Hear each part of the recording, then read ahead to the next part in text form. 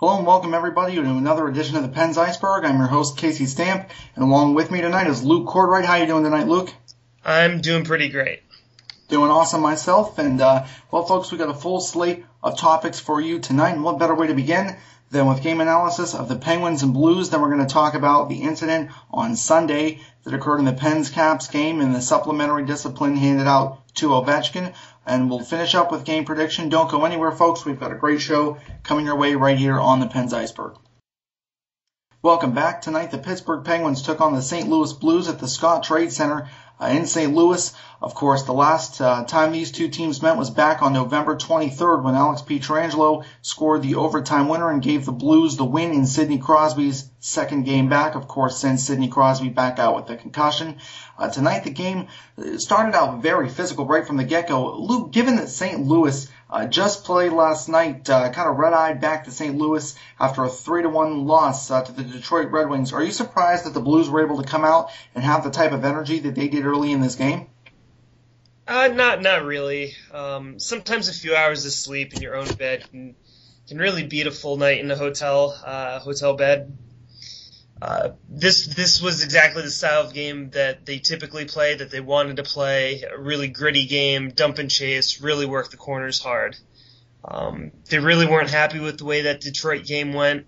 They wanted to set the tone early tonight, and they did a good job of that early on. Of course, Steve McIntyre getting the call up for this one. Now, Luke, what do you think the motivation might have been for this move? Well, with Aaron Asham out of the lineup, they were looking for a little reassurance. People have been getting into the face of a Malkin, of a Letang, of a Paul Martin, and this move tends to deter that a little bit. McIntyre only played a few shifts, but his presence can tend to calm down the mood at times, for sure. Well, a tightly contested first period, but no scoring in the first. Shots tied at 12 after one. And in the second, a bit of a different feel as the Pens got the first goal of this game at 3:26 of the second on the power play. The 100th of his career would be James Neal and his 27th on the season, matching his career high. Luke, assuming James Neal stays with the Pens and re-signs, what do you think his potential is going forward? 30 goals a season, maybe 40? Well, with the way he's been playing this season, he could end up hitting 40 on a regular basis. You know he's going to have a premier center either way, and the way he plays, he throws everything on net. His goal tonight was nothing close to his night, but he's definitely persistent in the way he plays. He leads the league in shots, and it's really paid off for him thus far. Well, Steve Sullivan would notch his ninth of the year later in the period, making it a 2-0 Penguins lead, but then Patrick Berglund would score for the Blues off a bad pass from Matt Cook. Berglund would later turn out to have a big game, no more scoring in the second, and in the third, about 5 minutes in, it was Chris Letang called for the hook on Patrick Berglund, and that, of course, would set up the penalty shot and the score by Patrick Berglund, tying the game at 2. No more scoring in the third, and the game would go to overtime, and in the overtime period, Marc-Andre Fleury made, I've got to say, what was one of the most spectacular saves I've seen certainly this season. I believe it was Alex Pietrangelo who he saved it on. Luke, how amazing was Marc-Andre Fleury tonight? Well, he didn't make all the saves, but he made some big ones. We had that gong show for a few shifts in the overtime period, and Fleury really stood tall during that time, really showing what he was made of. He's always been a great shootout goalie, too, and we saw that tonight. He's able to really rely on his athleticism, and he might have the best reflexes of any goalie in the NHL. So it was really a great game for Marc-Andre tonight. Certainly some of the best reflexes, and I think definitely some of the quickest paths. A lot of the times in the shootout, he likes to go to that poke checker, use those finesse moves, and it always makes for an interesting shootout. But his record speaks for itself in the shootouts, and overtime would end still tied. And then in the shootout, it was Evgeny Malkin and Chris Kunitz scoring the winners for the Pens, and that makes it 7 in a row. Marc-Andre Fleury, our Pens Iceberg player of the game. All right, well, folks, stay tuned. We're going to come back, and shortly after, we're going to be talking about the incident in the Pens-Caps game with Alexander Ovechkin and the supplementary discipline he received. Stay tuned. Okay. Welcome back. Sunday afternoon, we had an incident in the Pens-Caps game where Zbigniew McCulloch was charged by Alexander Ovechkin of the Washington Capitals who clearly left his feet and made contact with the head of Zbynek McCulloch. Ovi suspended 3 games by the Department of Player Safety. Here's Brendan Shanahan's explanation.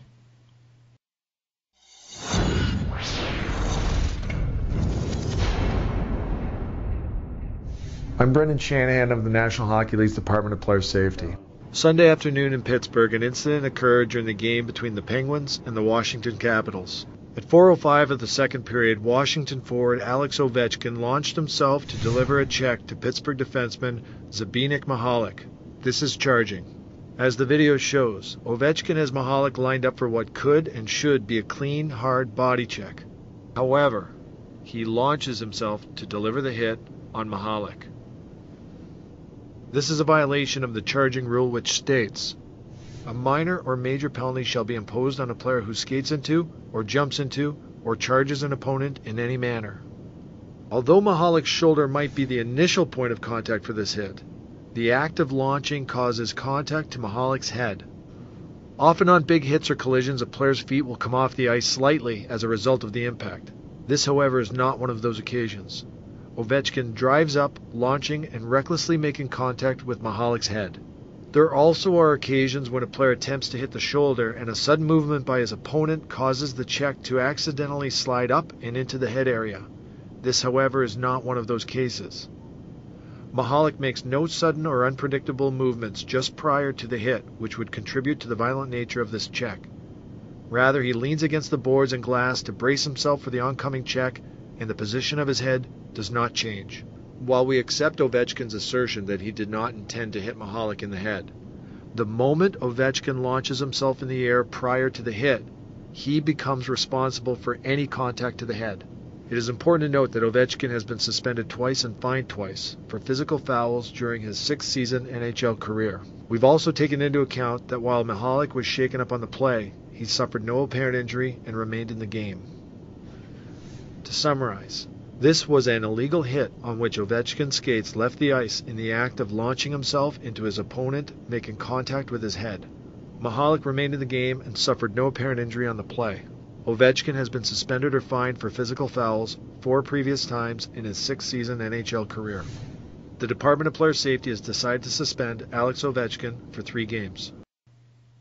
Luke, what do you think of the suspension to Alex Ovechkin? Deserved? Well deserved for sure. You look at Alex Ovechkin, he does have a prior record. I don't think most people think of Ovechkin as a dirty player, but in this case, it was well warranted. There's no reason for a player to jump and hit another player. You look at this hit on McCulloch, he has a full head of steam, but then he leaves his feet. He's going to make a pretty big hit no matter what with the amount of speed he's already garnered. No reason for him to leave his feet. Ends up checking Zbynek McCulloch in the head. Well-deserved 3-game suspension for sure. Not only does it not make sense to leave your feet, but a lot of the times, if you would just stay on your skates, it actually would make for a bigger hit. Sometimes that airborne, when you go airborne, you kind of lose that momentum on a hit, and certainly I don't think that happened this way in the Alex Ovechkin case, but Alex Ovechkin did decline to go to Ottawa for the All-Star game, stating his suspension is the reason. Luke, what do you think motivated this move? Do you legitimately feel that he thinks that he doesn't deserve to go, or do you think this is perhaps a little bit of whining and maybe a protest? Well, I think it's part protest. I think it's part a lot of these players would like to actually just have the weekend off. And honestly, Ovechkin is not high up in scoring this season, has not had a great season. If he wasn't so popular, he would not really be an all-star this year. So I don't think it's that he thinks he doesn't deserve to be there. That would be a pretty terrible stance to take on it if you are Alexander Ovechkin. But I could see the part of it being a protest, but honestly, I don't think he wants to be there in the first place. What do you think about the call by the league not to suspend Zbynek McCulloch for his hit on Matt Hendricks?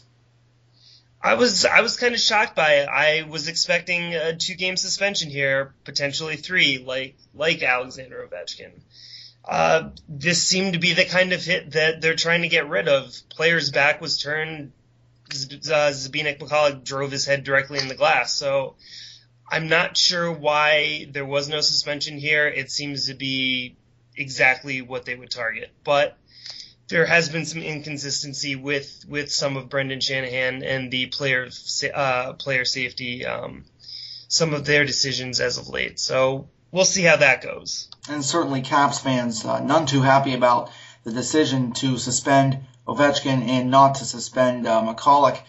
But in any case, Ovi began his 3-game suspension tonight and did not play against the defending Stanley Cup champion Boston Bruins, although the Capitals ended up beating the Bruins anyway by the final score of 5-3. And speaking of incidents, so we had another one here tonight with Matt Cook, and kind of gave a little bit of a shove to Barrett Jackman into the boards. Luke, how egregious do you think this was offense? It didn't seem all that bad to me. Do you think that this is something that the league will review, and do you expect Matt Cook to be suspended? I think it will be reviewed just because it is Matt Cook. I do not think it warrants a suspension. Quite honestly, it might not have even garnered a 2-minute penalty. Barrett Jackman, when you look at the way he entered the corner, he's turned, he has his skates perpendicular to the boards. Then as Matt Cook comes in to hit him, he throws himself headfirst into the boards, trying to draw that penalty, but putting himself in a very vulnerable position. It's really tough for me to accept this. You see Jackman out there, his next shift. That's really a frustrating call, especially when you see Matt Cook out there. He's been doing his best to really keep himself out of trouble this year. And he's almost framed for this crime. Judging from the immediate reaction that I've seen on Twitter and various message boards on the internet, people are actually kind of on Matt Cook's side on this one, and I don't think there's going to be a suspension here because really there doesn't deserve to be one. And I've got to say, I have a ton of respect for Darren Pang and the St. Louis Blues commentary crew, but I got to say I watched the game on Fox Sports Midwest tonight.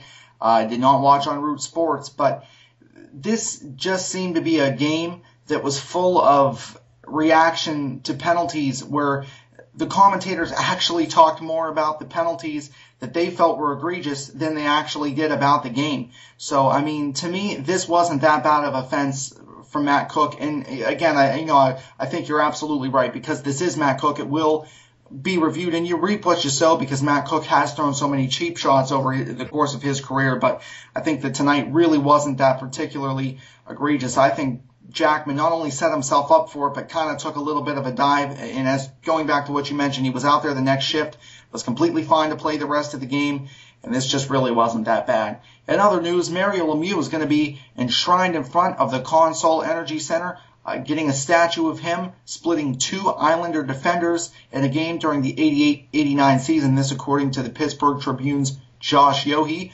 Luke, what do you think of this honor for Mario Lemieux? And the statue, by the way, is going to be known as Le Magnifique, as was Mario Lemieux. But what do you think of this honor for Mario Lemieux? Well, I think from his perspective, it's got to be kind of strange because he owns the team. The team's putting up this statue, so he's technically putting up a statue of himself. So in that sense, it's kind of bizarre. But if you look at the history of the Pittsburgh Penguins, there are no Pittsburgh Penguins without Mario Lemieux. Saved the team with his play, saved the team with his ownership. Means a lot to the Penguins organization, but really to Pittsburgh as a whole. So it's tough to give the man anything but praise at this point, and it's definitely a well-deserved honor.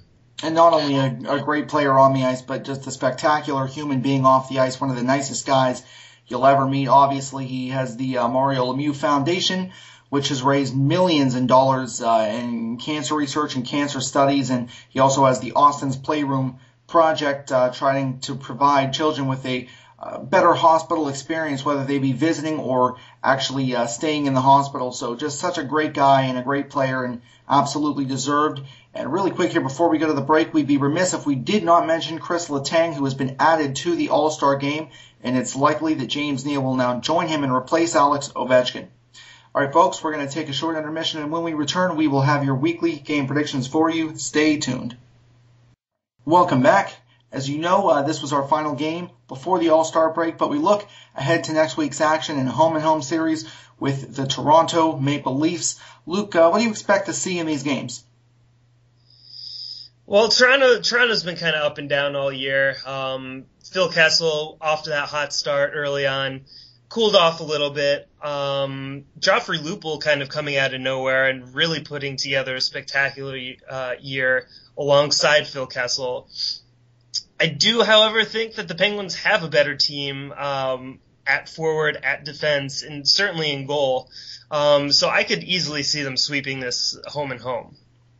And certainly one of the biggest points for the Pens in these next two games are going to be on the power play. As we know, it has been well documented that the Toronto Maple Leafs have the league's worst penalty kill, and it's really tough to get into playoff position when you're not very good at, defensively on the penalty kill. All right, folks, well, that's our show for tonight. We hope you all enjoyed it. Luke, as always, thank you so much for being here, and we can't wait to get right back here next week after the break and do another show. All right, sounds good. All right, folks, from all of us here at the Pens Iceberg, I'm your host, Casey Stamp, saying so long, have a great night, and a great week.